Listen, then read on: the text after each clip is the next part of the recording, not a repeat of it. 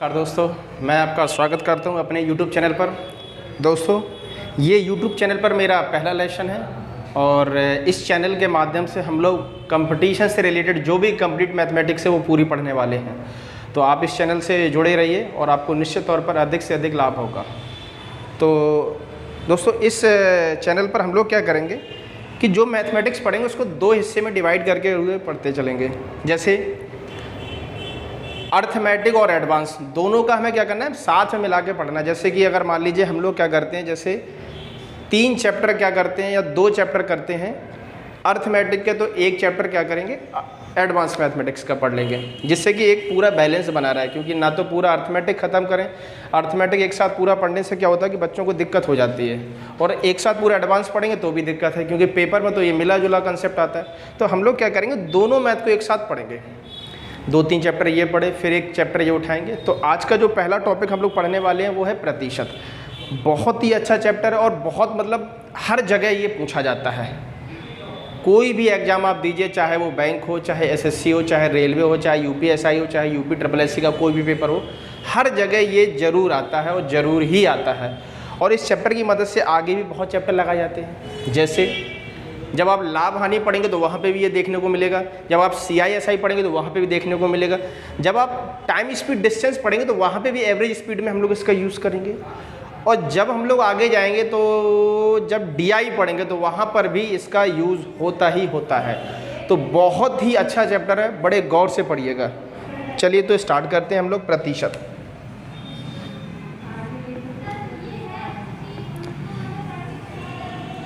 जब बात प्रतिशत की हो रही तो हमें कुछ चीज़ों पर बड़ा गौर करना पड़ेगा, जैसे कि फ्रैक्शन मेथड। आजकल आज से मान के चलिए जैसे कि 6-7 साल पहले जब हम लोग पढ़ा करते थे तो उस टाइम पर फ्रैक्शन का बहुत ज़्यादा यूज़ नहीं होता था। बहुत कम ही ऐसे क्वेश्चन आते थे जहां फ्रैक्शन वैल्यू को तोड़कर सवाल किए जाते। जनरली 100 पर काउंट करके ही सवाल बन जाते थे। लेकिन अगर वर्तमान परिदृश्य में अगर हम लोग देखें तो हमें क्या है, फ्रैक्शन मेथड का बहुत बहुत बहुत ज़रूरत पड़ेगी। मतलब बगैर फ्रैक्शन मेथड के आप सवाल को छोटा नहीं कर पाएंगे। तो फ्रैक्शन पे ही हम लोग थोड़ा सा काम करते हैं। फिलहाल में 10 मिनट जो है हम लोग फ्रैक्शन को थोड़ा सा समझते हैं कि कैसे फ्रैक्शन ज्ञात करते हैं और कैसे उन सवालों में उसका यूज़ करते हैं। ठीक है, तो इसे स्टार्ट करते हैं फ्रैक्शन का।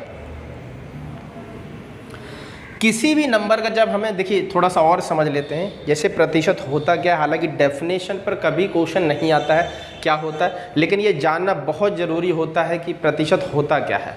तो प्रतिशत का मतलब होता है प्रति 100 पर गणना करना, यानी कि जो प्रति 100 पर काउंटिंग होती है उसी को हम लोग प्रतिशत कहते हैं। प्रति 100 पर जो काउंटिंग होती है उसी को हम लोग प्रतिशत कहते हैं।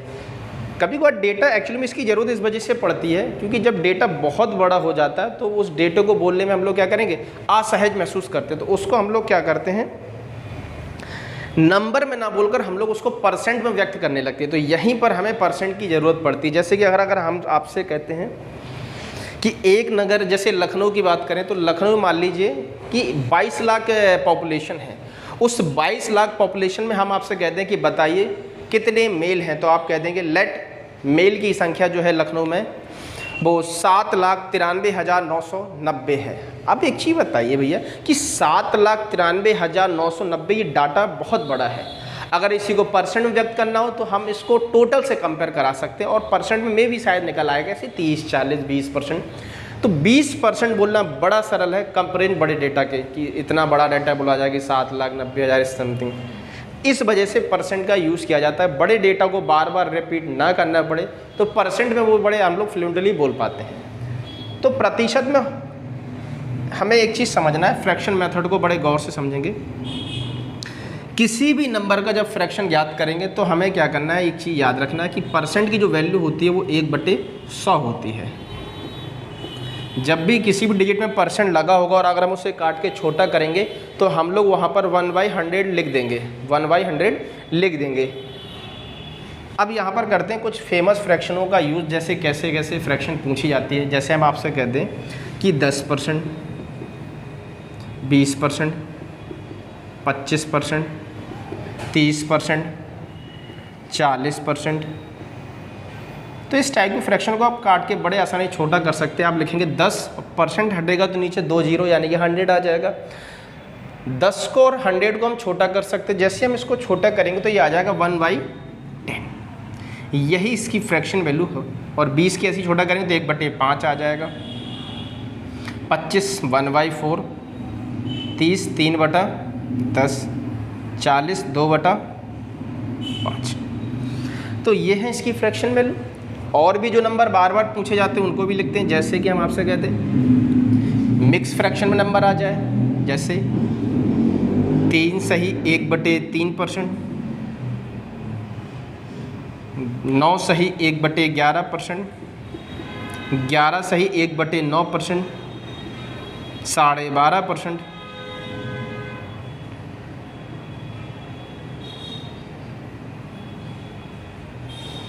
और आगे चलते हैं तो जैसे 16 सही 2/3%,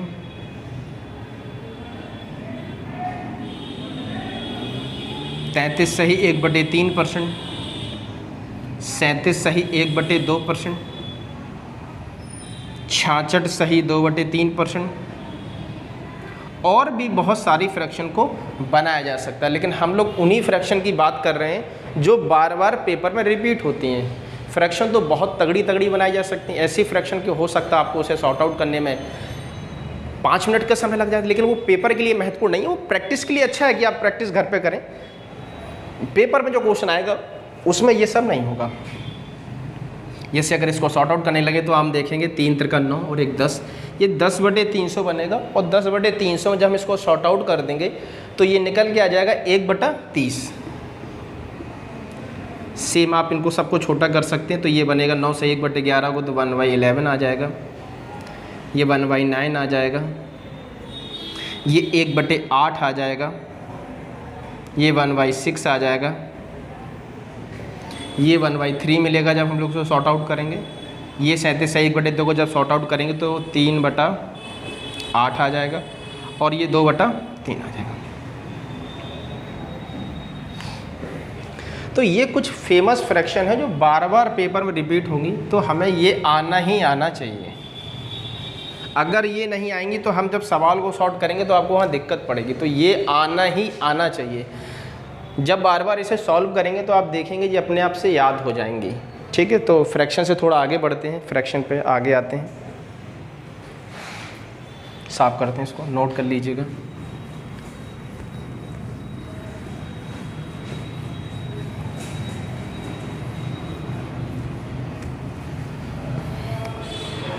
अब हमें ये समझना कि फ्रैक्शन का एक्चुअली में यूज़ कैसे होता है, कैसे इसका हम लोग यूटिलाइज़ करेंगे और कैसे इसे यूज़ करेंगे रियल टाइम पर जब पेपर होगा। तो यहाँ समझिए, जैसे लेट हम आपसे कहते हैं कि 20% की वृद्धि होना, तो आप एक चीज़ बताइए, 20% की फ्रैक्शन जस्ट अभी हम लोगों ने पढ़ा 1/5। अब अगर वो हमसे कह रहा है वृद्धि होना, तो हमेशा ये मान के चलेंगे कि जो नीचे नंबर यानी कि जो डेनोमिनेटर में दे रखा है वो पहले वाला नंबर है, ऊपर वाले का चेंज करना, यानी कि जो ऊपर दे रखा है वो चेंज करेंगे। और कितना करेंगे? जितना ऊपर लिखा है। तो अगर 20% वृद्धि कहना है तो हम इसे रेशियो के फॉर्म में ये लिख सकते हैं, ये 5 पहले था, इसमें 1 चेंज करेंगे तो ये वृद्धि करा तो जोड़ेंगे, और अगर कमी कहेगा तो हम इसे क्या करेंगे? घटाएंगे। तो आप देख रहे हैं कि 5 में 1 बढ़ेगा तो ये कितना हो जाएगा? 6। 5 से ये 6 हो जाएगा। और आगे आते हैं, जैसे हम आपसे कहते हैं मान लीजिए कि 33 सही 1/3% की कमी कर दीजिए, तो आप कह देंगे इसकी फ्रैक्शन वैल्यू 1/3 होती है, तो ये 3 से 1 कम होकर ये कितना हो जाएगा? 2 हो जाएगा। तो इस प्रकार से फ्रैक्शन को हम लोग ट्रीट कर सकते हैं रेशियो के मेथड से। लेकिन एक चीज़ याद रखिएगा कि सभी सवालों को भी फ्रैक्शन से नहीं लगाना है। बच्चे की एक टेंडेंसी होती है कि वो कोई भी सवाल होगा वो हर जगह फ्रैक्शन लगाने की कोशिश करेगा, तो कुछ सवाल इससे कठिन भी हो जाएंगे। कुछ सवाल बड़ी डिजिट पर या 100 से जब कंपेयर कराएंगे तो इजी रहता है। तो हमें जहाँ जिसका यूज़ ज़्यादा सूटेबल लगेगा वहाँ उसका यूज़ करेंगे। और आपको ये थोड़ा सा डाउट हो रहा होगा, सर जी कहाँ फ्रैक्शन लगाएं और कहाँ जो आप बता रहे हैं वो 100% वाला कंसेप्ट लगाएं।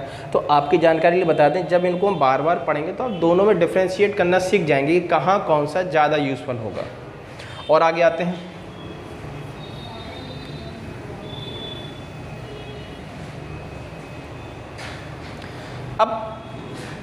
अब हमें समझना है एक और महत्वपूर्ण कंसेप्ट को। ये बड़ा बेसिक, अभी कोई सवाल नहीं आ रहा है, कंपेयर कराना, हाउ टू कंपेयर नंबर, कैसे कंपेरिजन कराएं, ठीक है। यहाँ पे हमें समझना है, लेट हम आपसे कहते हैं कि ये कोई नंबर 2 से 3 हो रहा है, या फिर आपसे कहते हैं कोई चीज़ 7 से 8 हो रही है, और आपसे कहते हैं अगर ये 7 से 8 और ये 2 से 3 हो रही है तो इनमें कितने प्रतिशत का चेंज आ रहा है, यानी ये जो नंबर बढ़ रहा है ये कितने प्रतिशत बढ़ गया। तो बिल्कुल ध्यान से समझिएगा, अगर कोई नंबर 2 से 3 हो रहा है तो आप कहेंगे सर 1 की वृद्धि हो रही है। जब भी तुलना कराएंगे, जिस नंबर से तुलना होती है उस नंबर को हम लोग नीचे लिखते हैं, और नीचे हमेशा वही नंबर आता है जो अपोजिट होता है। अगर ये 2 से 3 यानी कि अगर ये बढ़ रहा है तो नीचे जो आएगा वो घटने वाला नंबर, जो कम होगा वही लिखा जाएगा। तो इन दोनों में जो कम है वो ये है, तो 2 से कंपेयर होगा, इंटू बाई 100 करेंगे तो चीज़ें परसेंट में पता लगेंगी। 2 से काटने पर ये पता चलेगा ये 50% मिलेगा।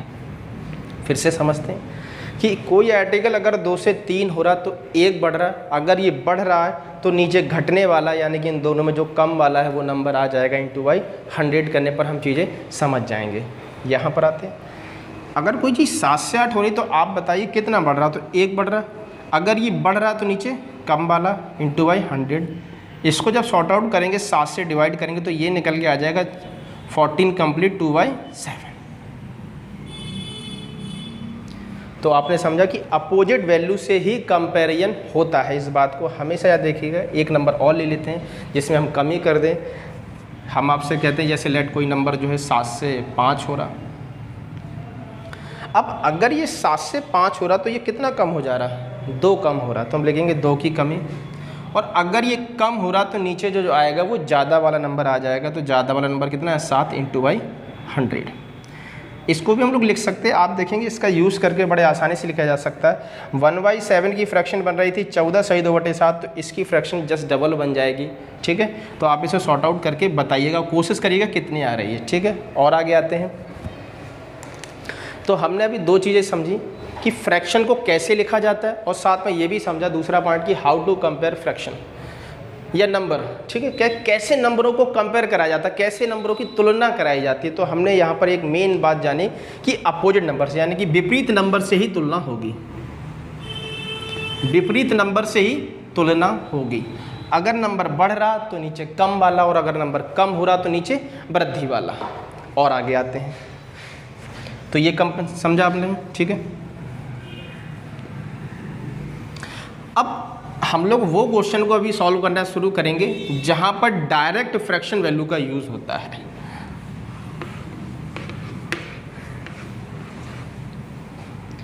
जैसे आपकी स्क्रीन पर एक सवाल आ रहा होगा,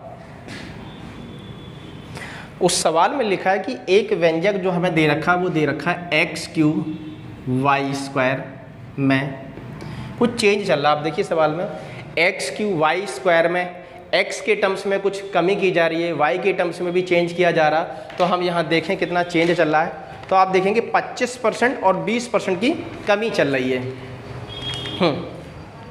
अब बताओ, इसमें 25% का चेंज चल रहा है तो 25% की फ्रैक्शन 1/4 बनती है, और ये 20% है तो 20% की फ्रैक्शन 1/5 बनती है। और ये वो सवाल है जो आपकी स्क्रीन पर आ रहा, जो भी हाल ही में जो है रेलवे की NTPC परीक्षा में पूछा भी गया है। ठीक है, और भी बाकी एग्जामों में आया है। तो आप बताओ, अगर ये x³ लिखा है तो हमें ये इसका चेंज करना है। तो बताओ 4 में 1 की कमी हो जाएगी, और ये 3 टाइम होगा। तो 4 से ये 3, फिर 4 से, फिर 3, फिर 4 से, फिर 3। अब x का चेंज पूरा हो चुका, y का चेंज करना, और y का चेंज उतनी बार होगा जितनी इसमें पावर होगी। तो आप देख रहे हैं y का चेंज जो देख रखा है वो 2 टाइम करना है। तो चेंज क्या है, ये कमी हो रही है। तो 5 में की कमी कर दें तो कितना हो जाएगा, 4। तो 5 से 4, अगेन 5 से 4। अब देखेंगे कि कोई ऐसा नंबर तो नहीं है जो पूरा पूरा कट जा रहा हो और अपोजिट साइड पे लिखा हो, तो उनको काट के छोटा कर सकते हैं, या फिर इन सबका मल्टीपल किया जाए फिर कंपेयर कराया जाए। तो उससे अच्छा है कि पहले अगर कोई नंबर शॉर्ट हो रहा तो उसे काट के छोटा कर दिया जाए। तो आप देख पा रहे हैं कि 4 से 4, ये 2 4 कट जाएंगे।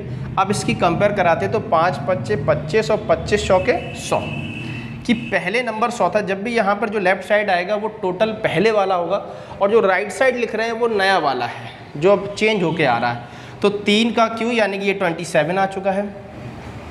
अब हमें एक चीज़ बताइए कि अगर कोई आर्टिकल 100 से 27 हो जा रहा है तो कितनी कमी हो रही है? तो आप कहेंगे सर ये जो कमी हो रही है वो 73 अंक की कमी हो रही है। और अभी हमने बताया कि अगर कमी हो या वृद्धि हो, कंपैरिजन हमेशा और हमेशा, क्योंकि नंबर का चेंज आपसे पूछा नहीं जाएगा, वो पूछेगा कि आप परसेंट में बताइए कितने परसेंट का जो है कमी हो रही है या वृद्धि हो रही। तो आप हमें एक चीज़ बताइए कि 100 से 27 हो रहा, 73 अंक की कमी हो रही है। अब नीचे जो नंबर लिखा जाएगा वो वृद्धि वाला आएगा, क्योंकि यहाँ कमी हो रही, तो वृद्धि वाला इन दोनों में बड़ा नंबर कौन सा है? 100 नंबर है। तो हम लिखेंगे 100 का ये कितने परसेंट है?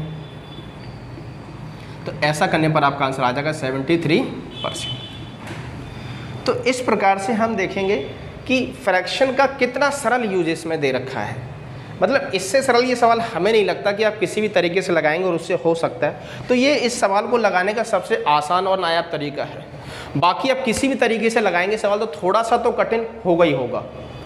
तो ये फ्रैक्शन पे बेस्ड सवाल है। अभी और एक दो सवाल लिखते हैं फिर आगे आते हैं, नोट कर लीजिए इसको।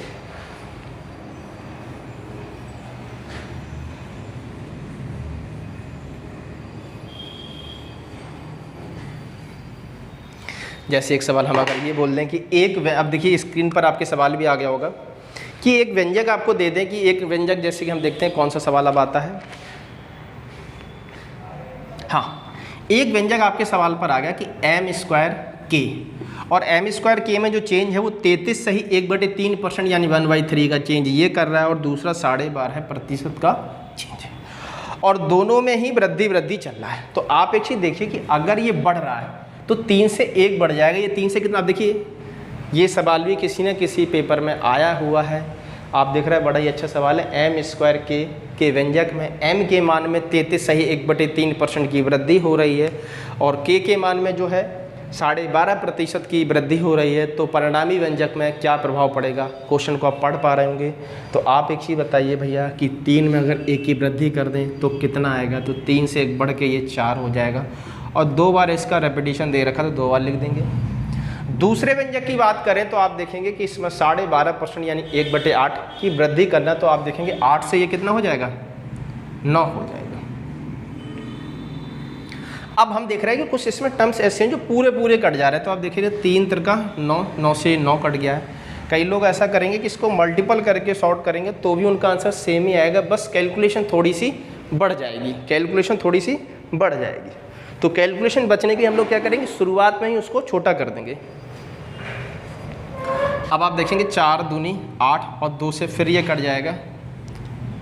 अब यहाँ तो कुछ बचा नहीं, तो यहाँ 1 बचा है, ये 2 टाइम कटेगा। अब हम देख रहे हैं कि यहाँ कुछ बचा ही नहीं, यहाँ सिर्फ 2 बच रहा है।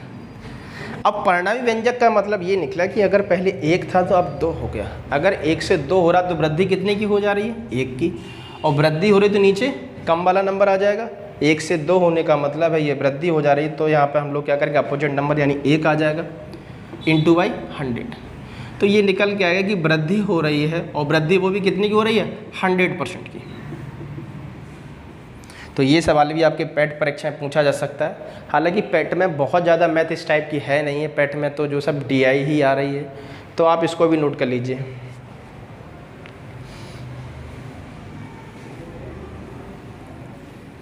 अगला सवाल आते हैं।